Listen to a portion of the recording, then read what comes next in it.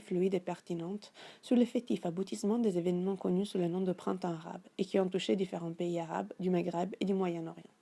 La situation des différents pays touchés par ce phénomène de révolte était censée s'améliorer sensiblement dans le sens d'une plus importante démocratisation et d'une reconnaissance avérée des droits pour la population. La réaction de la communauté internationale sous l'égide d'organisations telles que l'ONU ou l'OTAN ne semble pas avoir été à la hauteur et en mesure de garantir une contribution substantielle à la sécurité et à la stabilité de ces peuples. Le résultat de cette recherche peut sembler accablant.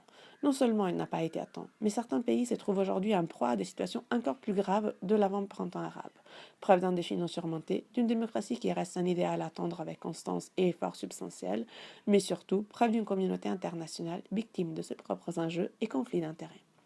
On révèle ainsi des enjeux économiques cachés et l'impuissance d'une communauté internationale otage d'une poignée de puissances occidentales facilement manipulatrices et manipulables.